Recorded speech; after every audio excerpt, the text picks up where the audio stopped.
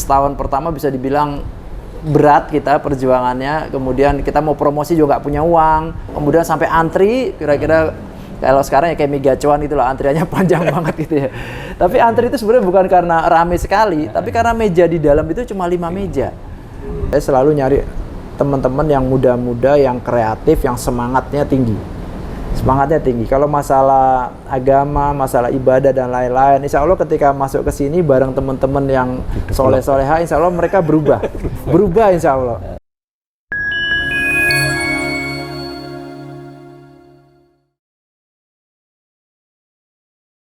Assalamualaikum warahmatullahi wabarakatuh.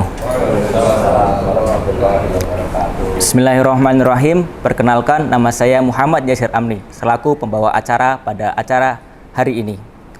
Acara hari ini adalah podcast Experience Muslim, Wirausaha Muslim Membangun Entitas Spiritual Company oleh Departemen Perbankan Masyarakat Ekonomi Syariah Indonesia. Di tempat ini, di PT Warung Steak Indonesia, izinkan saya membacakan susunan acara. Yang pertama adalah pembukaan, yang kedua adalah sambutan dari Ketua 1 Masyarakat Ekonomi Syariah Daerah Istimewa Yogyakarta oleh Bapak Hasib Sunarso, dan yang terakhir adalah podcast Experience Wirausaha Muslim. Menginjak acara pertama yaitu pembukaan, marilah kita buka acara pada hari ini dengan membaca Al-Basmalah bersama-sama. Bismillahirrahmanirrahim. Selanjutnya adalah sambutan oleh Ketua 1 Masyarakat Ekonomi Syariah Daerah Istimewa Yogyakarta. Kepada Bapak Hasib Sunarso, waktu dan tempat saya persilahkan. Assalamualaikum warahmatullahi wabarakatuh. Alhamdulillahirabbil alamin, wassalatu wassalamu ala asrafil anbiya'i wal mursalin sayyidina wa maulana Muhammadin wa ala alihi wa sahbihi ajma'in. Terima kasih Bapak Jody Broto Suseno atas waktunya. Program kali ini sangat spesial bagi kami masyarakat ekonomi syariah, dapat berbincang dengan Pak Jody, dapat sharing ilmu-ilmunya juga pengalamannya. Dan kami dari masyarakat ekonomi syariah dalam acara program sharing experience wirausaha ini sangat berterima kasih sekali kepada PT Warung Steak. Kemudian mudah-mudahan perkembangannya ke depan dapat lebih membawa manfaat kepada masyarakat secara umum dan juga bisa menjalin hubungan dengan binaan-binaan kami terutama dan membawa kemanfaatan untuk semuanya. Kemudian dalam acara ini adalah acara untuk membangun entitas spiritual company. Mudah-mudahan acara pada hari ini sangat bermanfaat bagi kita semua dan masyarakat pada umumnya. Terima kasih, kami dari masyarakat ekonomi syariah sangat terbantu, dan mudah-mudahan ke depan bisa kita jalin kerjasama yang lebih erat lagi, sinergi yang lebih bermanfaat. Demikian dari saya, kurang lebihnya mohon maaf. Assalamualaikum warahmatullahi wabarakatuh. Oke, assalamualaikum warahmatullahi wabarakatuh.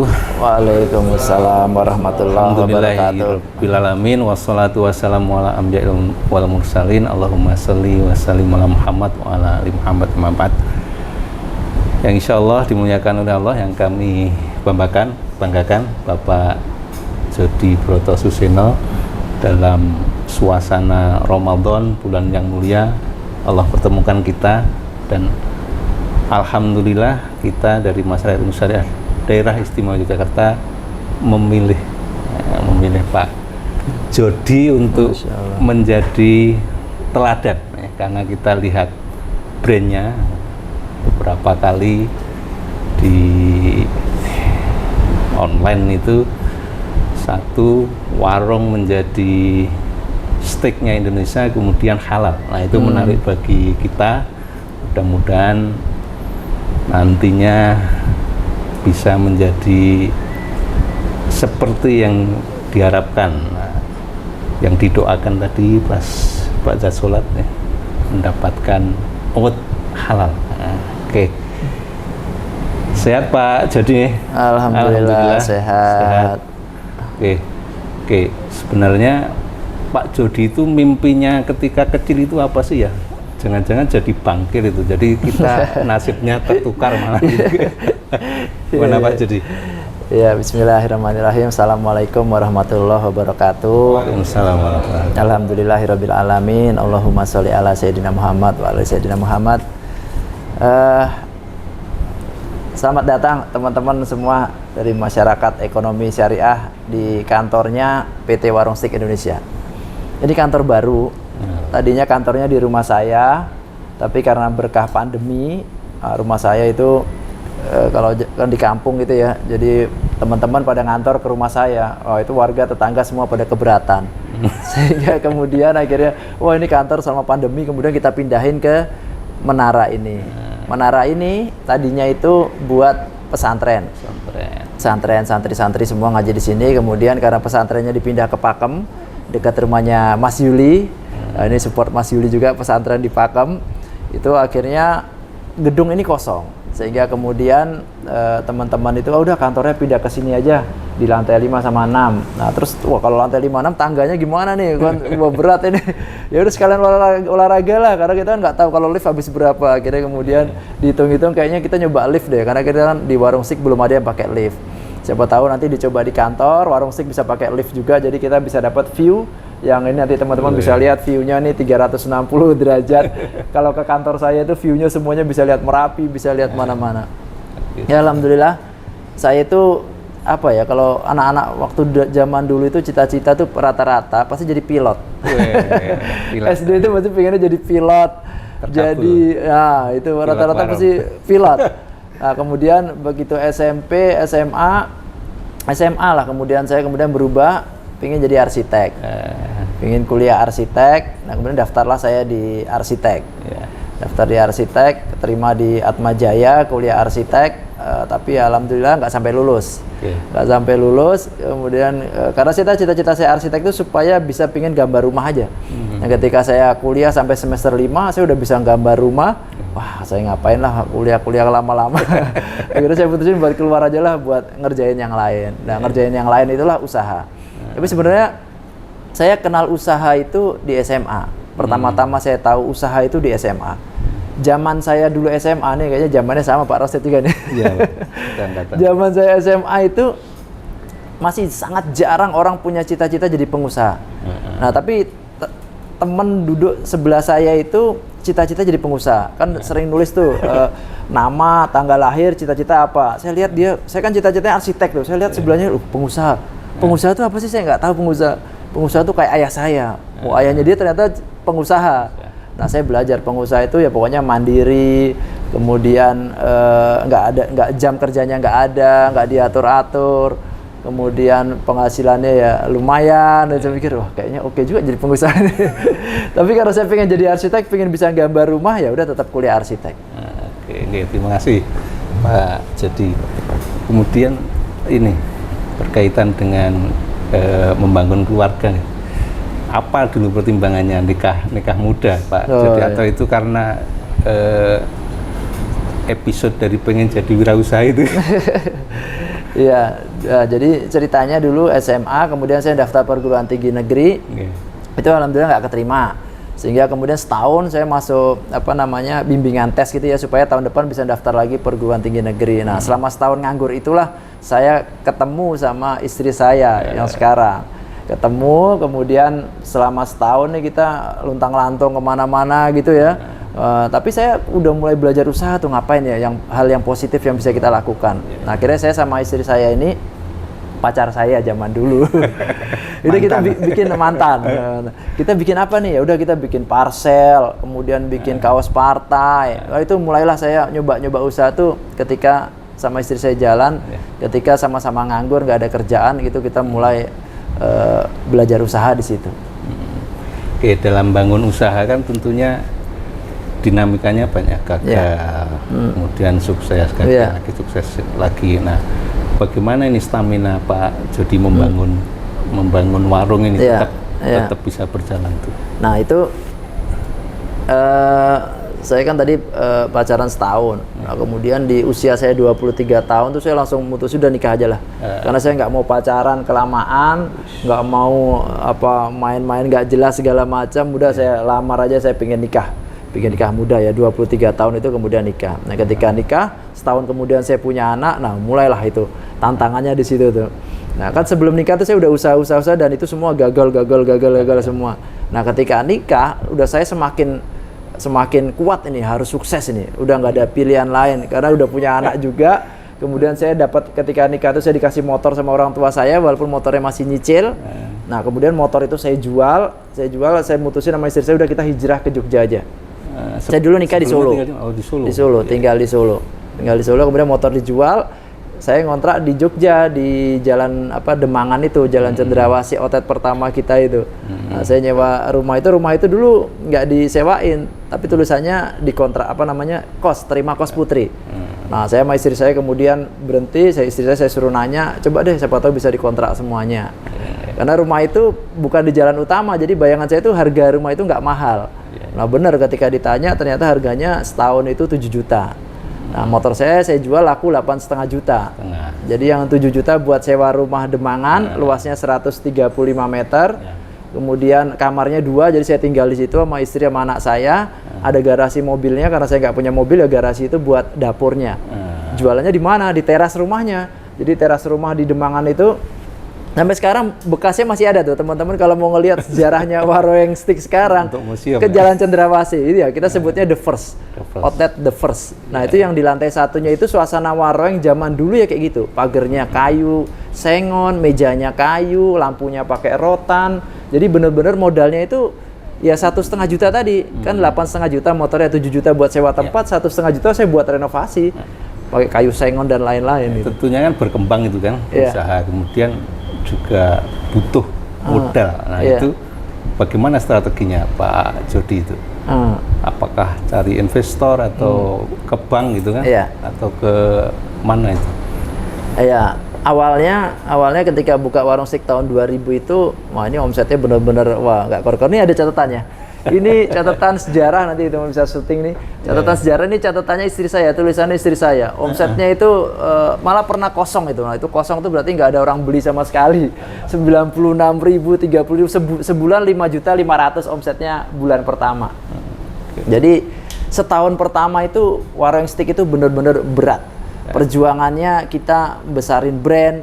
Perjuangannya zaman dulu belum ada steak yang harganya murah. Wah, ini benar-benar tantangannya di situ. Jadi setahun pertama bisa dibilang berat kita perjuangannya. Kemudian kita mau promosi juga nggak punya uang. Akhirnya karena istri saya pernah kuliah di komunikasi masa UNS, beliau ngirim press release ke media-media dengan harapan wartawan datang ke Warung Steak supaya diliput gratis. Ya tujuannya itu supaya jadi berita, ditulis berita. Karena kalau pasang iklan, menurut saya itu pasang iklan itu nggak menarik karena semua orang punya uang bisa pasang iklan. Tapi kalau berita wartawan itu berarti berita. Nah itu daya tariknya lebih kuat. Nah jadi tahun kedua barulah Warung Steak itu rame.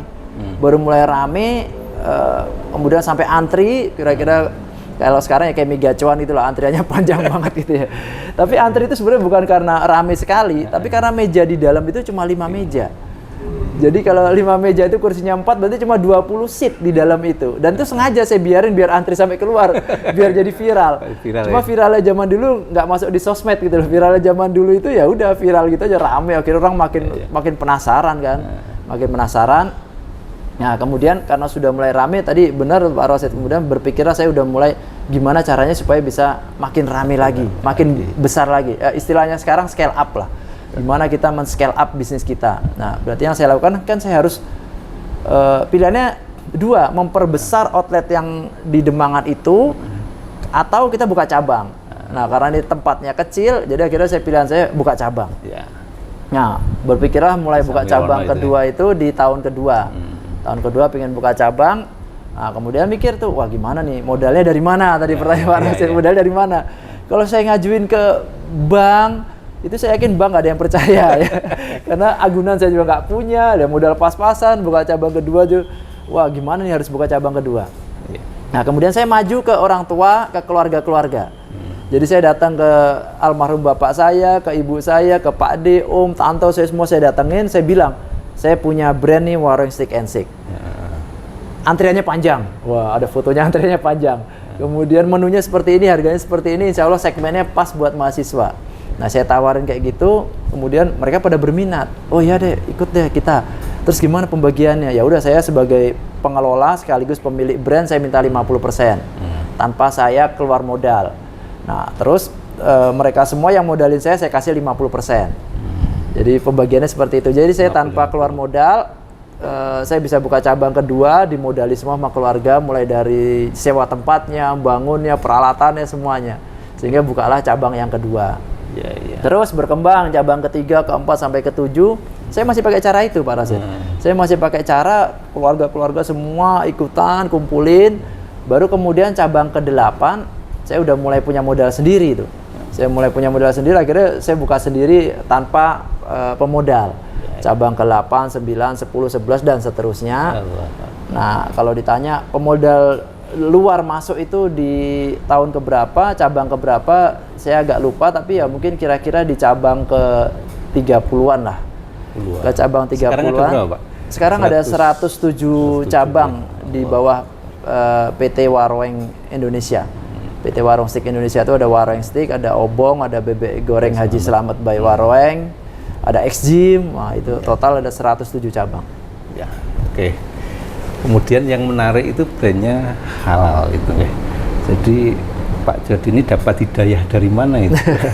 bisa menggunakan halal sama apa? Membangun tadi spiritual kampanyenya. Iya. Sebenarnya kalau halal itu kan ya mayoritas kita kan Indonesia Muslim tuh ya.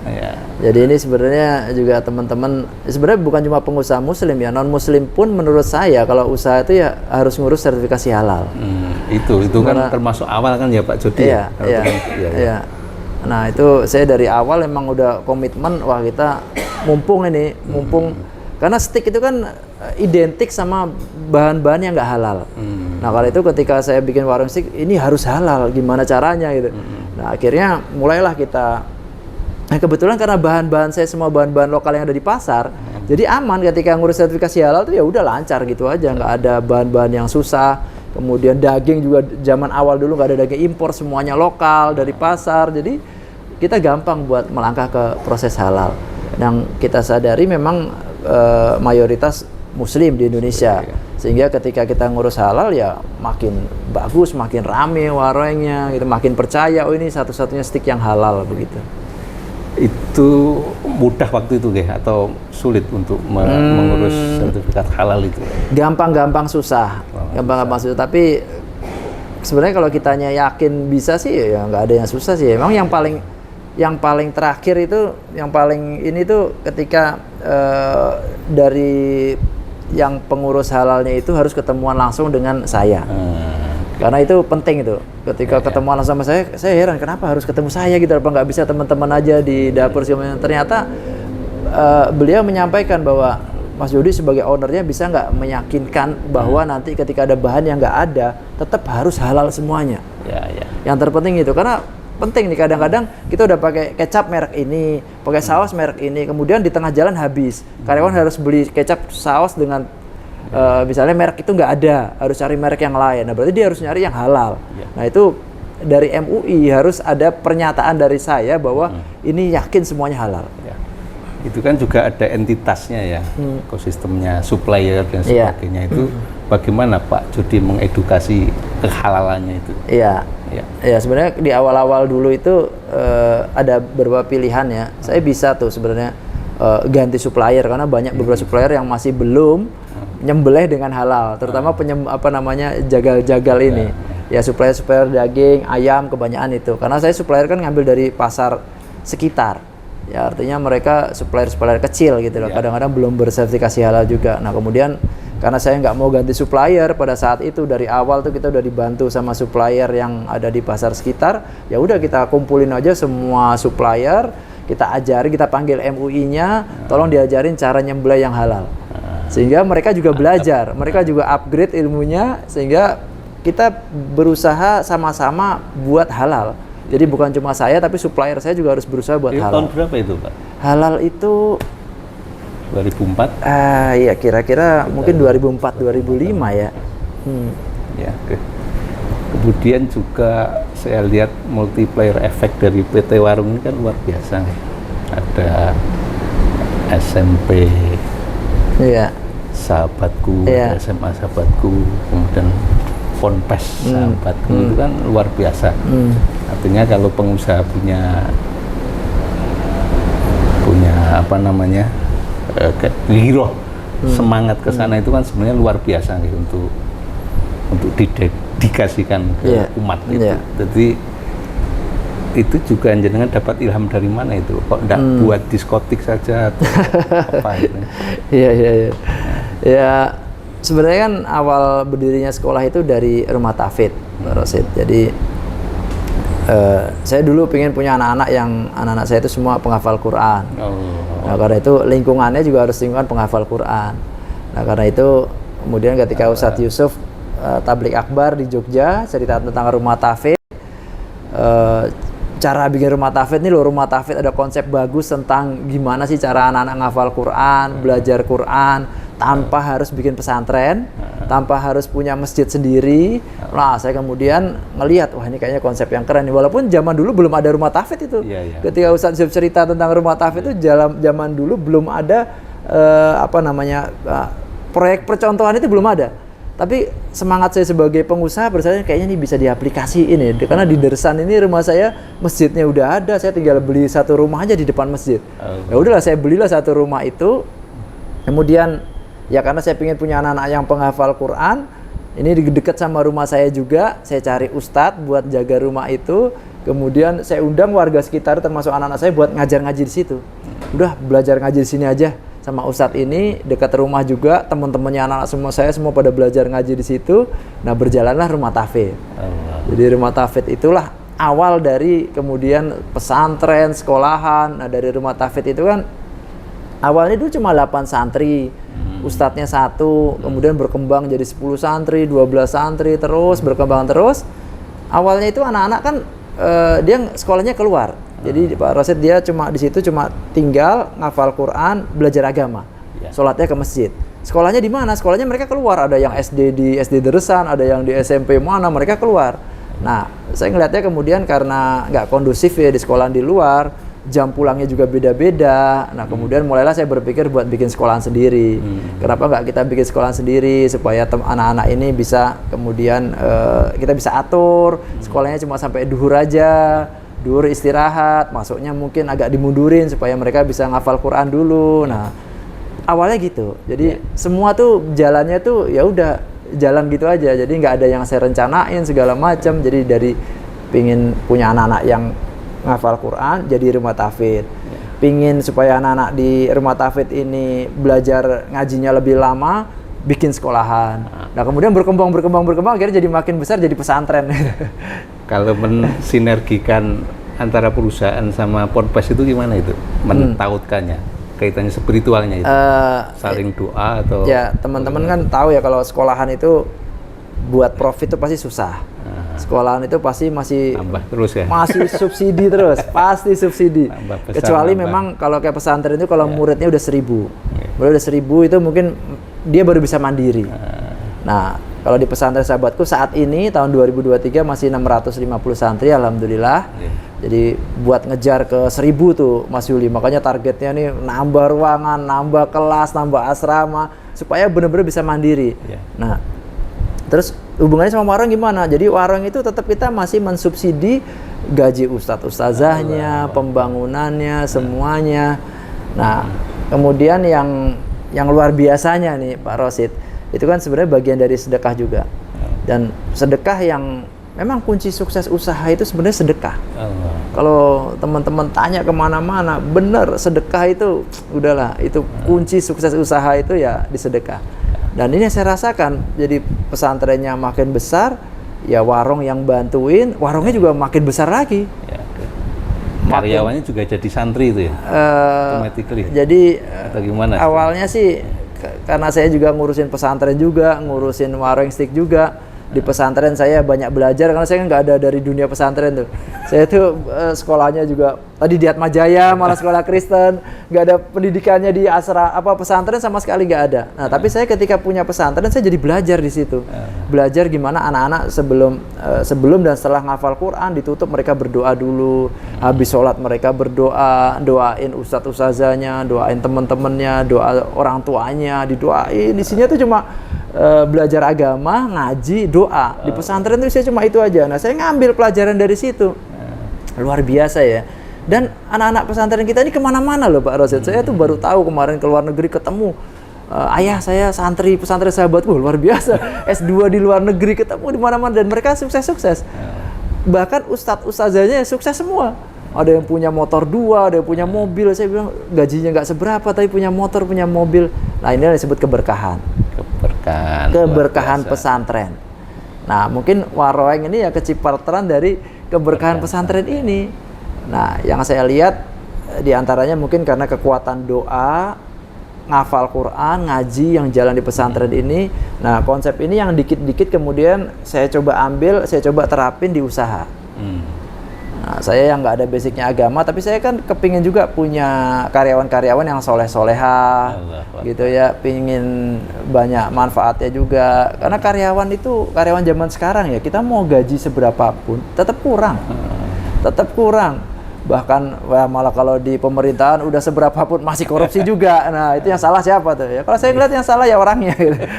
Jadi akhlak orangnya harus dibenerin. Nah, saya sih dalam rangka pengen akhlak karyawan saya semuanya baik. Karyawan saya soleh-soleha. Rekrutmen karyawan itu yang dipilih apa itu? Kompetensi atau karena akhlak tadi? Iya, sebenarnya kan saya jalanin program spiritual company tadi ya. Itu kan ketika saya bikin pesantren. Selesai pesantren tuh pesantren jadi itu kan kira-kira mungkin tahun berapa ya Mas Juli ya? Pesantren Pakem itu ya? 2015. Nah, jadi bisa dibilang spiritual company itu ya di situ. Ketika saya belajar pesantrennya saya terapin ke usaha. Nah, jadi karyawan yang sebelum 2015 ya saya nggak ada rekrutmen harus muslim, harus pinter ngaji, sholat dan lain-lain. Enggak juga, jadi bebas. Karyawan saya itu banyak yang tatoan segala macam. Karyawan saya itu udah 800-an pada saat itu ya. Biasa aja, maksudnya yang basicnya tuh nggak ada dari agama. Nah, menariknya kan ketika saya kemudian aplikasikan spiritual company di Waroeng, itu saya jadiin karyawan saya itu sebagai santri. Jadi saya jadiin kalau bahwa kerja di Waroeng Stick itu mereka itu nyantri. Mereka itu ngelayani pelanggan itu buat dapat ridhonya Allah Subhanahu wa taala. Bukan cuma buat dapat gaji. Saya bilang ke mereka, kalau mereka cuma kerja dapat ngincernya gaji, dapatnya cuma gaji aja. Tapi kalau kerja karena Allah Subhanahu wa taala, kemudian kerja niatnya itu ibadah, itu insya Allah dapat semuanya. Gajinya dapat, bonusnya dapat. Pada saat ini sekarang nih banyak PHK dan lain-lain. Alhamdulillah di Warung Sik tuh nggak ada PHK sama sekali. Ketika pandemi pun mereka saya rumahin, mereka masih dapat gaji. Saya kasih 50%. Tugasnya apa itu? Kalau dirumahin dapat gaji? Tugasnya doain. Allah. Karena doa itu emang luar biasa. Doa itu senjata yang sangat jarang dipakai sungguh-sungguh oleh muslim.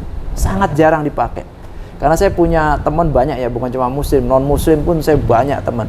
Ketika doa, teman-teman kita, saudara-saudara kita non-muslim, itu lebih kusuk daripada yang muslim. Mau makan tuh mereka sampai gandengan tangan, doanya lebih kusuk dari kita. Kita makannya doanya telat-telat kan. Nah, jadi kekuatan doa ini yang awalnya benar-benar saya bangun di spiritual company di Warung Stik, gimana kita punya 800 karyawan pada saat itu 800 karyawan itu jadi kekuatan doa yang mesti kita bangun. Nah, itulah pelan-pelan kemudian caranya gimana strategi dakwahnya ke karyawan itu kan kadang kalau ada sistem baru itu mereka tidak siap gitu kan. Kaget itu caranya dakwah yang pas gimana itu? Iya, pasti kaget, apalagi karyawan kita masih muda-muda, gajinya udah besar pada saat itu. Jadi mereka pasti kaget ya, normal lah, dan pendidikan agamanya pun juga biasa. Sholatnya pun mungkin bisa dibilang sholat subuh itu mungkin cuma beberapa karyawan aja. Nah, dakwahnya ya, kalau dakwah itu kan ya kita mesti belajar sama Rasulullah ya, junjungan kita ya. Dakwah nggak ada yang jadi sekali jadi. Dakwah itu butuh waktu. Dakwah itu bukan cuma tugasnya ustadz ustazah. Dakwah itu tugasnya kita semua. Jadi kemudian yang kita lakukan ya udah pelan-pelan aja kita jalanin. Mereka bisanya apa? Di awal-awal dulu saya ingat kok, yang saya minta ke mereka tuh sholat duha dulu aja. Jadi nggak usah sholat 5 waktu. Kenapa sholat duha? Berat kalau teman-teman karyawan itu kerja sampai jam 11 malam, harus sholat subuh, itu berat buat karyawan tuh. Dan kemudian motivasinya apa buat karyawan? Karena kan teman-teman karyawan tuh butuh motivasi gitu loh. Nah, kalau sholat duha gampang. Sholat duha tuh kalau pingin kaya, sholat duha kan gitu. Wah, teman-teman karyawan masih muda-muda tuh semangat. Iya ya, berarti harus sholat duha ini. Nggak sholat subuh nggak apa-apa, sholat duha nggak apa-apa. Yang namanya dakwah itu kan bertahap. Ya, termasuk ada voucher juga itu ya untuk karyawan yang hafal beberapa. Ya, itu udah tingkatan lanjut itu. Tapi yang di awal itu duha dulu. Nah, saya kirim ustadz di seluruh daerah, yang di Medan, di Makassar, semua saya kirim ustadz buat ngajarin tentang duha. Apa sih keutamanya duha? Allah. Jadi terkonsep gitu. Jadi semua ustadz ngajarin tentang duha. Kemudian teman-teman karyawan, luar biasa ya kalau kita sholat duha, kita bukan cuma dapat ibadahnya, kita bisa kaya. Wah, itu ustadz ngajarin semua. Jadi mereka semangat buat sholat duha. Teman-teman di OTET semangat buat sholat duha. Ada yang sholat duhanya berjamaah juga. Udah biarin aja yang penting sholat duha. Bebas yang penting sholat duha. Pokoknya manajer OTET tugasnya ngawasin teman-teman yang nggak sholat duha, diingetin. Nah, karena mereka udah dapat kajian dari ustadznya buat bahwa sholat duha itu bikin kaya, mereka pada semangat sholat duha. Nah, bertahap dakwanya. Dari sholat duha, kemudian baru sholat 5 waktu, kemudian baru puasa, kemudian baru doa dan lain-lain, itu bertahap. Nah, alhamdulillah pelan-pelan mereka akhirnya berubah. Baru kemudian ya termasuk ngafal Quran tadi. Ngafal Quran itu ya saya dulu nggak sholat juga. Sama, saya dulu nggak sholat juga. Kemudian yang menguatkan saya buat sholat itu diantaranya karena ngaji. Karena anak saya belajar ngaji, kemudian saya ngelihat di rumah saya ada kegiatan ngaji, dan semua saya ikut ngaji. Nah, itu yang gerakin saya kemudian buat sholat. Nggak tahu itu kok bisa dengan ngaji aja baca Quran, kita nggak tahu artinya, kok bisa gerakin saya buat sholat gitu. Nah, kemudian ya inilah yang saya kemudian gerakin ke teman-teman karyawan, semuanya belajar ngaji. Saya kirim ustadz seminggu sekali buat ngajarin ngaji. Karena Pak Jody berpengalaman, jadi bisa dengan mudah ya untuk mendakwahkan itu kan. Iya. Pengalaman hidup saya. Nah, kemudian saya kirim ustadz buat ngajarin ngaji. Teman-teman karyawan juga banyak yang nggak bisa ngaji pada saat itu. Tapi kemudian dengan mereka seminggu sekali ngaji, dengan kajian, kemudian ada kajian sama warga sekitar juga sebulan sekali. Nah, itu ngerakin mereka. Akhirnya mereka jadi pada bisa ngaji. Kemudian saya tambahin lagi, terakhir ini mereka udah pada bagus-bagus, ibadahnya udah bagus, sholatnya udah mulai oke. Baru saya tambahin, saya motivasi lagi, ayo teman-teman karyawan kalau mau pada berangkat umroh, pada ngafal Quran. Saya kasih pilihan 4 surat pilihan aja nih. 4 surat pilihan Ar-Rahman, Yasin, Waqiah, Al-Mulk. Saya pengen bisa ngafalin 4 surat pilihan, 1 surat saya kasih 1 nomor undian umroh. Kalau hafal 4 surat berarti 4 nomor undian umroh. Ini saya ambil setahun sekali. Nanti ya makin banyak hafalannya, kesempatan buat berangkat umrohnya makin besar. Motivasi karyawan tinggi juga itu. Jadi mereka teman-teman yang lain pada termotivasi buat ngafal Quran. Karena anak-anak muda ya kita harus ngasih reward buat mereka supaya termotivasi gitu. Oke, luar biasa Pak Jody pengalaman membangun spiritual di perusahaan sama SDM-nya gitu. Oke, mungkin kita berikan waktu pada teman-teman untuk bertanya. Oke, satu Pak Kurnia yang satu-satu dulu aja. Biar enak jawabnya. Satu, oke, monggo Pak Kurnia. Pak Kurnia. Nyun sewu, Mas. Terima kasih. Mohon izin Pak Jody. Setelah Warung Steak memiliki pesantren, untuk rekrut karyawan, apakah wajib lulusan pesantren? Yang kedua, apakah di pesantren itu saat ini diajarkan juga entrepreneur supaya ya minimal bisa bekerja di warung steak atau bisa berwirausaha swasta? Terima kasih. Enggak, buat saya langsung. Ya, makasih Pak Kurnia. Ya, di pesantren kita ajarin entrepreneur. Di sini nih, ini apa namanya? Di sini laboratorium dapur saya. Nah, teman-teman santri-santri itu mereka juga belajar juga di sini. Mereka belajar kemudian gimana cara memproduksi, kemudian sampai gimana caranya foto karena menu-menu ini yang kita lihat di belakang ini foto tuh harus bagus. Zaman sekarang itu zamannya sosmed itu bukan cuma kita bisa masak enak kalau kita fotonya nggak jago itu nggak laku juga. Tapi masak biasa-biasa aja. Tapi kalau fotonya bagus, fotonya jago, itu bisa jadi menarik. Nah, jadi usaha zaman sekarang di era sosmed itu kita harus pintar juga buat gimana caranya ngambil foto segala macam. Itu santri-santri kita sih kita ajarin. Ya termasuk juga saya juga beberapa kali juga ngisi entrepreneur ke santri-santri, mereka buat supaya semangat buat usaha. Tapi banyak juga santri-santri yang pengen jadi ustadz, pengen jadi segala macam, tapi entrepreneur kita ajarin. Karena di entrepreneur itu kan kita ngajarin santri-santri itu buat kreatif, cara berpikir kreatif, kekinian, kemudian apa ya, usaha itu kan relevan. Usaha itu yang paling penting itu relevan. Jadi usaha apapun, kerja apapun itu siapa yang relevan, dia tuh yang nggak akan ketinggalan zaman, yang nggak akan disrupsi, itu yang relevan. Nah, jadi apapun itu harus relevan. Jadi ini salah satu kunci suksesnya Waroeng. Kenapa Waroeng 23 tahun masih bisa eksis? Di antaranya kita karena relevan. Jadi karyawan-karyawan kita di kantor kita ini kebanyakan muda-muda. Kalau udah mulai agak tua, saya minta buat pensiun dini. Pensiunnya umur berapa? Supaya relevan terus gitu loh. Sebenarnya sih nggak ada usia harus berapa, tapi udah tua kalau cara berpikirnya muda, masih relevan. Nah, karena segmen kita kan ya anak-anak muda, jadi tetap harus relevan. Jadi walaupun tua nih Pak Rosa, kita kan tua nih, tapi kita tetap harus relevan. Nggak boleh kita tua kemudian cara berpikirnya tua. Misalnya cara berpikir Pak, apa itu? senior. Misalnya di era sosmed, ya mau nggak mau kita harus paham, dikit-dikit harus paham, harus tahu, harus ngikutin TikTok, harus tahu juga, harus ngikutin juga. Nah, saya alhamdulillah punya anak-anak juga yang selalu nemenin saya. Ini ada Naren juga ngikutin saya terus, ikut rapat juga, kadang-kadang ngasih masukan-masukan juga terkait apa sih yang anak muda sekarang lagi suka segala macam. Nah, kalau terkait pesantren, santri-santri, nah apalagi santri-santri kan calon pemimpin masa depan kita. Nah, dia harus punya wawasan, harus punya pemikiran yang selalu kreatif, selalu relevan, karena itu entrepreneur kita ajarin juga. Kalau produk tadi bagaimana itu bisa sustainable sampai sekarang 23 tahun? Iya, produk kita kan punya sistem. Kita punya sistem dan kita amati terus penjualan produk kita. Mana produk yang penjualannya bagus, mana yang kurang. Kalau emang kurang kadang-kadang kita hilangin. Jadi saya bisa lihat misalnya kita lagi ngeluarin nih chicken barbecue grill. Ini tadi baru aja saya pantau penjualannya berapa sih seluruh Indonesia, di outlet ini berapa. Ternyata penjualannya lumayan tuh, 1.700 porsi satu hari chicken grill barbecue ini.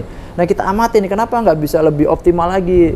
Nah, itu kita amati lagi. Jadi diantaranya ya kita harus tahu tuh, tiap kita ngeluarin produk harus kita evaluasi. Produk ini bagus nggak sih? Jangan-jangan nggak relevan nih. Jangan-jangan nggak sesuai sama target market kita. Jangan-jangan ukurannya terlalu besar, harganya terlalu mahal, atau apalah itu kita pelajari terus. Kalau place kaitannya dengan lokasi itu, surveinya gimana itu menentukan? Survei kalau zaman dulu itu biasanya saya sendiri, jadi mungkin 90% lebih tempat itu yang nyari saya sama istri saya, karena saya harus memastikan tempat itu dapat lokasi yang strategis, kemudian parkirnya gampang, harus lokasinya pokoknya strategis. Tapi tempat zaman sekarang itu benar-benar nggak perlu tempat yang strategis, karena orang nyari lokasi kita itu dari Google Map. Saya sendiri nyari restoran apapun itu dari Google Map. Nah, PR-nya kan berarti gimana supaya restoran itu dikenal sama netizen. Supaya netizen tahu bahwa ada Waroeng Steak, bahwa ada apa namanya BPD, DIY misalnya, harus dikenal dulu brandnya. Itu dulu. Kalau itu udah dikenal, tempatnya mau di mana aja. Dulu nih lantai 6 ini mau saya pakai buat Waroeng Steak nih. Kan unik nih, bisa makan tapi view-nya 360 derajat. Orang pasti akan datang asal ada lift-nya dan lain-lain. Itu nggak ada masalah. Kalau dulu kampus, mall gitu ya. Kalau sekarang di pelosok pun bukan di pelosok, mungkin ya di pelosok oke juga. Mungkin lebih terjangkau ya, tempatnya lebih terjangkau ya. Oke, ada pertanyaan lagi? Monggo Ibu, kami persilakan untuk memperkenalkan diri. Assalamualaikum warahmatullahi wabarakatuh. Pak Jody, perkenalkan saya Endah, nama saya Endah. Kebetulan saya dari Bank Syariah Madinah di Jogja juga, PPRS Madinah. Mudah-mudahan sudah kenal ya Pak. Kalau belum, mudah-mudahan ke depan lebih kenal lagi. Ada 2 pertanyaan dari saya. Saya tertarik dengan prolog tadi yang disampaikan Bapak. Pertanyaan yang pertama adalah, sebetulnya menjadi seorang pengusaha itu harus memiliki jiwa pengusaha, kemudian dikembangkan dengan ilmu, atau satu keinginan yang kuat sehingga membentuk seseorang itu menjadi berhasil dalam usaha tersebut. Itu yang pertama. Kemudian yang kedua adalah pada era digital seperti sekarang itu bagaimana cara Bapak mempertahankan branding maupun positioning dari warung steak ini supaya semakin berkembang, kemudian semakin maju, dan otomatis itu akan memajukan juga pesantren yang menjadi satu bagian dengan warung ini. Terima kasih Pak. Assalamualaikum warahmatullahi wabarakatuh. Ya langsung saya jawab aja. Tadi apa yang pertama lupa malah saya. Jiwa pengusaha. Oh ya, jiwa pengusaha. Kalau menurut saya sih nggak harus ya, karena saya pikir saya juga nggak punya jiwa pengusaha ya. Artinya orang mau usaha itu semua bisa dipelajari. Semua ada ilmunya. Kalau usaha tuh jangan nekat, saya setuju. Ada ilmunya, itu bisa dipelajari. Itu bisa dipelajari.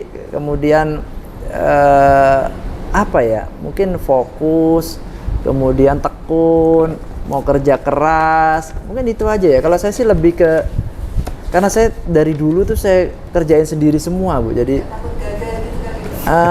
karena sebelum warung steak kan saya udah gagal beberapa kali itu. Dan setiap kegagalan itu saya nggak pernah merasa gagal. Saya merasa belum berhasil aja. Makanya kemudian ya tak coba-coba lagi. Ini kenapa belum berhasil? Oh karena ini belum berhasil karena ini, terus dicoba terus sampai kemudian tahun 2000 menemukan warung steak kan. Menemukan konsep warung steak, belum ada steak yang harganya murah. Ya oke, jualan lah warung steak. Beda. Jadi secara produk tuh kita punya produk yang unik. Nah, kalau bahasa sekarang tuh ya USP-nya gitu. Jadi tiap usaha tuh harus punya unique selling proposition. Harus punya itu, kekuatan produk itu harus ada. Nah, ketika kita udah menemukan kemudian jadi usaha, tugas kita ya tinggal kita urusin secara bener aja. Kita pastiin. Jadi saya nggak setuju tuh kalau kita punya usaha kemudian usahanya jalan, pengusaha jalan-jalan, saya kurang setuju. Saya tetap harus mantau terus usahanya. Sampai sekarang pun saya masih ke kantor tiap hari, Bu. Saya masih ke kantor, saya masih rapat sama Pak Rinto, direktur utamanya Warung, direktur operasional. Di kantor ini lantai 6 tim kreatif, masih ada manajer marketing, manajer project, manajer produk. Tim kreatif kita ada 3. Jadi setiap hari saya masih ketemu sama mereka. Tadi barusan saya nentuin ini mau ngeluarin menu apa. Jadi bulan Ramadan itu biasanya orang pengusaha itu naikin harga. Itu biasanya di bulan Ramadan. Kenapa? Karena orang habis dapat THR, habis dapat gaji, jadi gajinya double, uangnya pada banyak. Mereka nggak kerasa kalau kita naikin harga. Nah, tapi strategi saya justru di warung steak tahun 2023 nggak ada kenaikan harga. Saya nggak mau ada kenaikan harga. Karena memang kondisi kita nih ekonomi 2023 emang lagi nggak pasti. Ya, lagi banyak orang yang susah, jadi nggak pas buat naikin harga. Nah, terus dari sisi usaha gimana? Nah, karena saya terus nih Bu ngurusin, saya pantau terus, kita harus nyari revenue yang lain. Selain dari produk kita ini, apa nih revenue yang lain? Misalnya parkiran. Saya lagi bahas tentang gimana parkiran kita bisa kerja sama tukang parkir, atau kalau kita punya lahan luas, kita baru kerja sama anak-anak UGM, anak-anak UGM yang pintar bikin IT. Jadi ketika ada orang datang ke warung steak di Jalan Pramuka misalnya, nanti ada sistem IT dari anak-anak UGM itu, plat nomornya difoto, kemudian nanti akan keluar di printnya itu nanti bayar parkirnya di kasirnya warung steak. Bayarnya di kasir. Kemudian kita bagi hasil sama tukang parkirnya. Bisa 40-60, bisa atau tukang parkirnya digaji. Jadi warung steak dapat revenue baru dari parkiran. Nah, ini kan hal yang tadinya nggak pernah kita temuin tuh Mas Juli. Dan rupanya luar biasa loh. Omset parkiran kita, ada satu outlet yang omsetnya itu satu hari 1 juta. Dan omset parkiran itu bersih, Bu. Kalau sebulan 30 juta, kalau setahun udah 360 juta. Padahal kita sewa tempat itu setahun tuh cuma 300 juta. Jadi yang nyewa tempat itu bukan warung, tapi parkiran. Nah, ini kenapa? Jadi nggak perlu bakat usaha. Yang penting kita urusin terus saja usaha kita itu. Kemudian kita fokus di sana, kita tekun di sana, kita cari. Kita nggak bisa lepas gitu aja. Kalau misalnya saya udah naikin harga aja mumpung Ramadan. Nah, kalau kondisinya kayak gini, kalau sampai sepi segala macam, wah itu tanggung jawabnya siapa? Kita punya 1.800 karyawan, nah saya nih tanggung jawab paling besar nih. Nah itu, jadi strategi-strateginya tetap harus dari pimpinan tertinggi di usaha itu. Nah, jadi bisa siapapun bisa jadi pengusaha. Dulu saya pernah bikin seminar sama Ustadz Yusuf itu. Semua bisa jadi pengusaha. Itu bener kok. Semua tuh bisa jadi pengusaha. Siapapun bisa jadi pengusaha. Cuma kadang-kadang kitanya aja yang nggak siap. Ketika gagal dikit, nggak bakat usaha ini, nggak bisa usaha. Yang salah apanya itu? Nah, yang mindsetnya salah mindsetnya. Emang yang utama itu harus mindsetnya harus berubah dulu. Kemudian buat jadi usaha ya kita belajar, tetap harus belajar. Belajarnya bisa dari berbagai macam kegagalan, dari orang lain. Sekarang dari sosmed mau belajar sama siapa aja banyak. Semua pada share ilmunya di sosmed. Jadi ini era yang paling gampang buat kita usaha sebenarnya. Butuh modal. Nah, ini udah ada BPR di sini. Gampang. Oke, pertanyaan yang kedua tadi. Yang kedua apa tadi? Branding, mempertahankan branding. Ya, relevan tadi. Kuncinya relevan memang. Kita harus selalu relevan dengan target market, dengan kebutuhan market, dengan semuanya. Itu yang pertama. Yang kedua, ya tadi itu kita udah bahas tentang spiritual company. Di spiritual company tadi saya jelasin tentang sedekah, keutamaan sedekah, kemudian keutamaan doa, kekuatan doa dari santri-santri di pesantren ada 650 santri, kekuatan doa dari 1.800 karyawan yang setiap hari berdoa. Tadi kalau kita sholat duhur di kantor saya, kira-kira seperti itu. Di outlet pun seperti itu. Setiap hari sebelum opening berdoa buat outletnya, berdoa, kita buatin SOP-nya. Kita catatin semua. Pertama, yang paling wajib doa buat saya dulu. Iya, paling wajib buat saya dulu. Baru kemudian buat karyawannya, mantan karyawan kita doain, buat outlet yang lagi direnovasi kita doain, buat pengembangan outlet, buat suppliernya, semuanya kita doain. Nah, jadi rahasianya itu. Sudah luar biasa. Jalanan spiritual company sama kita harus keep relevan. Inspirasinya spiritual tadi Pak Jody sendiri dari mana itu awalnya? Ikut pelatihan apa ya? Itu YSQ atau apa itu? Ya alhamdulillah ya, Allah kasih hidayah mungkin ya.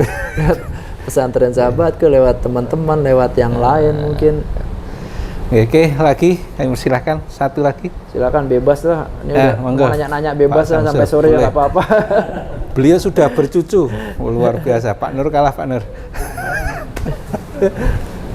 Monggo Pak Samsul. Assalamualaikum warahmatullahi wabarakatuh. Ini waktu yang luar biasa kita bisa ketemu Pak Jody dengan spiritual company-nya yang menginspirasi kita ya. Nah, pertanyaan saya, sebelumnya saya Samsul Huda dari BPRS Cahaya Hidup.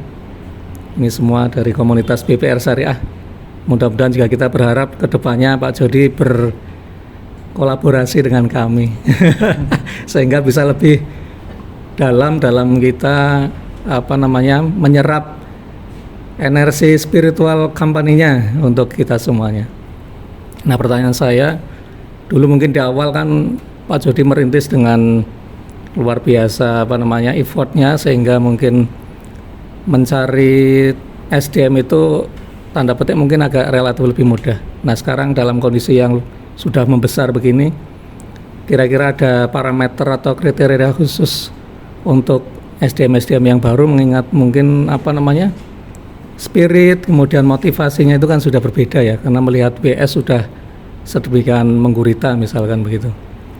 Nah, ini kira-kira ada kriteria khusus nggak sehingga bisa tadi dari sisi relevansinya bisnis bisa tetap terjaga begitu. Yang kedua, dulu saya sempat mendengar Pak Jody hibahkan satu unit outletnya ya untuk murni disedekahkan pada salah satu lembaga atau ustadz. Nah, ini motivasinya apa dan kemudian apakah sampai dengan sekarang masih berkelanjutan konsep itu? Itu mungkin dari saya. Terima kasih. Assalamualaikum warahmatullahi wabarakatuh. Assalamualaikum warahmatullahi wabarakatuh. Memang kalau sedekah itu ya tadi mesti kita yakini benar bahwa sedekah itu berapapun sedekah itu pasti akan Allah jawab. Dan ini mumpung bulan Ramadan, ini sedekahnya banyakin biar makin lebih besar lagi tuh pahalanya, keberkahannya. Dan kalau bicara keberkahan sedekah, ini yang saya yakini ya, itu sebenarnya balasannya bukan cuma di akhirat tuh, di dunia pun akan dipercepat. Nah, berapanya ya keyakinan kita masing-masing aja. Makin kita yakin, makin akan dibalas besar ya, pasti dibalas besar. kan Minimal menurut prasangka 2,5. hambanya kan. Nah, jadi kita makin besar. Itu kenapa Ustadz Yusuf memotivasi dapatnya 700 kali lipat segala macam. Itu tujuannya supaya meyakinkan kita, membuka persepsi kita supaya kita yakin bahwa kita kalau sedekah besar tuh dapatnya besar. Kadang-kadang kita kan sedekah kan takut-takut, ya nanti kalau dibalas kalau enggak, ya kan masih mikirnya gitu. Nah ini buat membuka mindset ini kan nggak gampang gitu, butuh motivator ulung ya. Walaupun sekarang, sekarang beliau lagi banyak diserang sama netizen. Ya zaman sekarang harus siap dengan itu. Siap. Ya terus kemudian yang sampai sekarang masih, jadi ada satu outlet itu sampai sekarang masih, dan kita punya juga hari sedekah nasional. Tiap 27 April itu yang semua omsetnya itu kita sedekain semua satu hari buat Allah Subhanahu Wa Taala kan masih ada 360 hari gitu, kira-kira begitu. Nah, kalau SDM sebenarnya nggak ada persyaratan khusus ya. Yang penting sih kalau sekarang tim HRD saya selalu nyari teman-teman yang muda-muda, yang kreatif, yang semangatnya tinggi. Kalau masalah agama, masalah ibadah dan lain-lain, insya Allah ketika masuk ke sini bareng teman-teman yang soleh-soleha, insya Allah mereka berubah insya Allah. Nah kemudian kalau di SDM kan kita, kalau di saya selalu ngambil pimpinan itu dari dalam. Saya mungkin bisa dibilang sangat jarang rekrutmen yang baru-baru ini Mas Yuli, benar-benar dari dalam.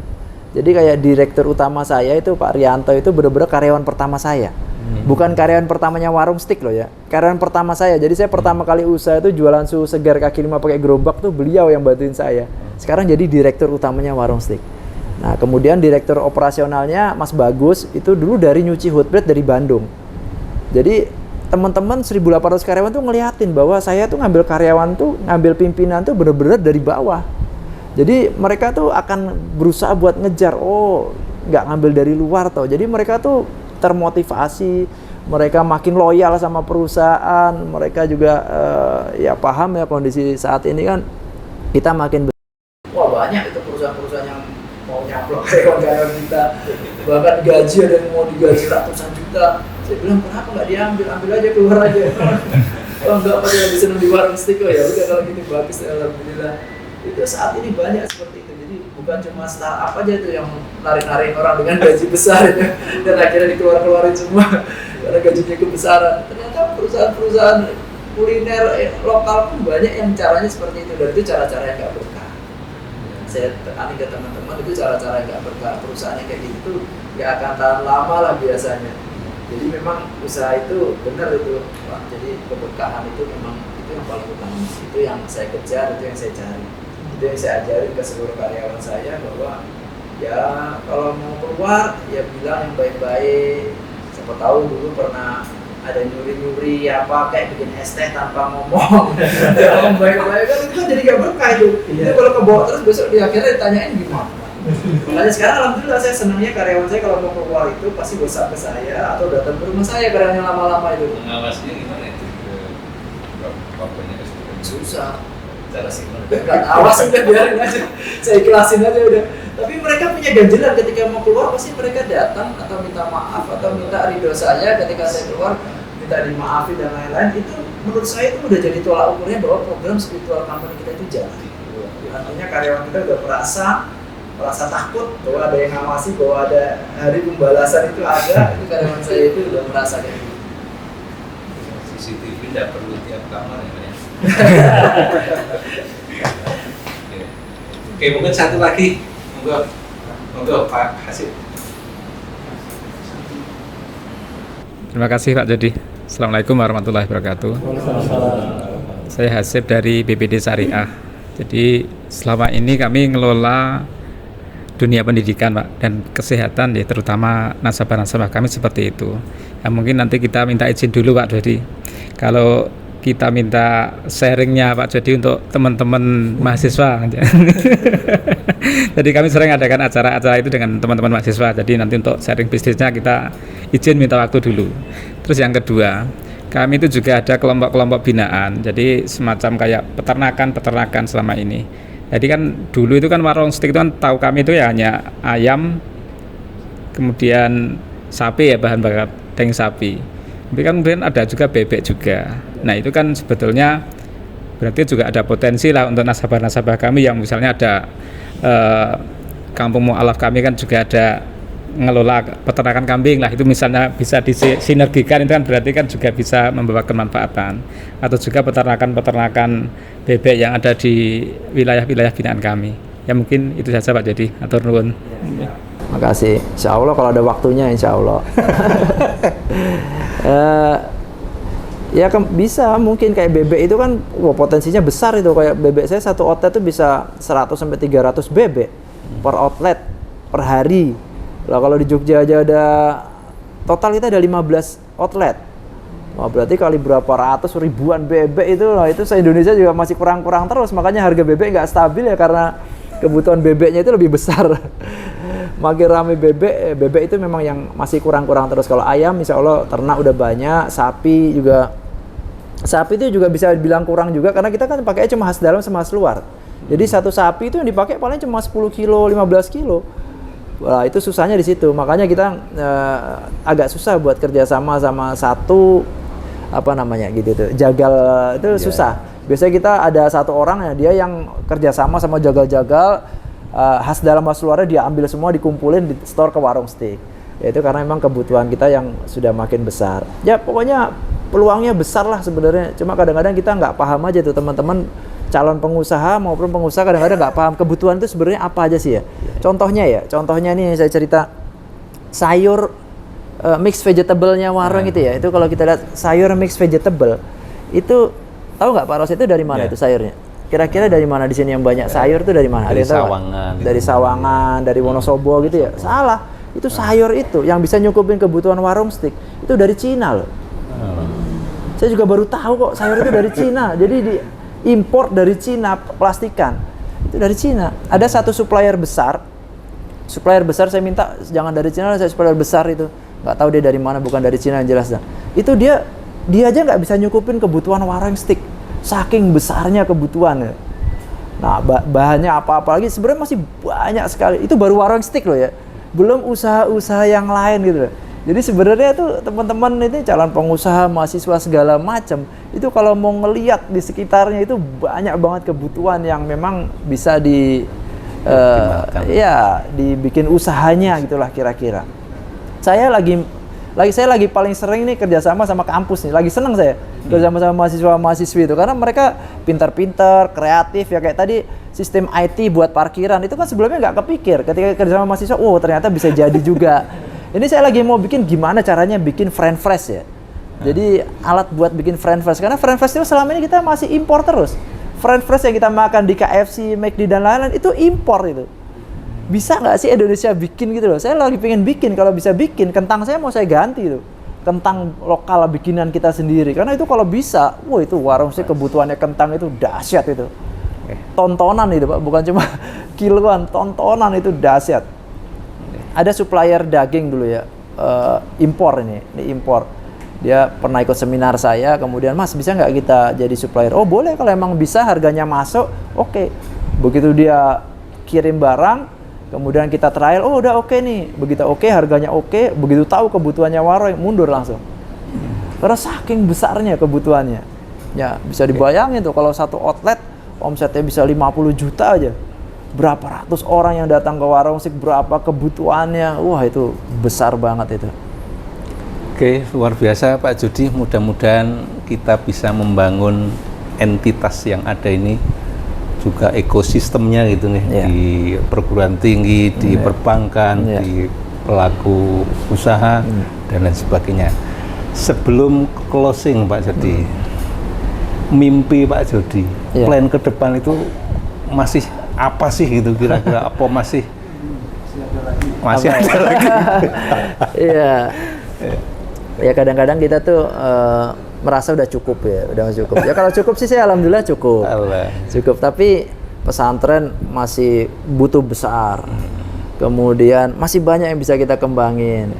Dari warungnya, dari usaha-usaha yang lain. Ya warung steak aja total 107 cabang. Dulu kita buka satu cabang paling 500 1M udah jadi. Sekarang satu cabang butuhnya 3M sampai 4M. Saya baru ngobrol sama Mas Rinto, satu cabang 3 sampai 4M. BEP-nya ada yang setahun, ada yang 2 tahun.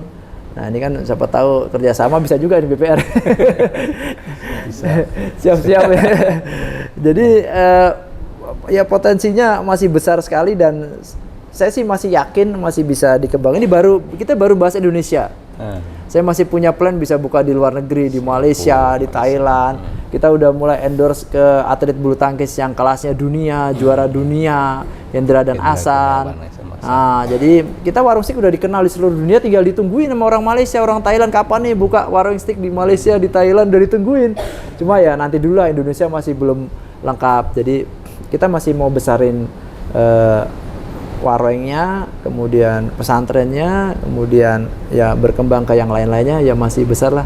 Insya Allah, doanya teman-teman semua. Mimpinya luar biasa, mudah-mudahan menular ke kita mimpi itu. Amin, Allahumma amin. Ya, dan kita sekarang BPR Syariah itu modal minimal 75 miliar, Pak. Jadi berkenan itu nanti. Oke.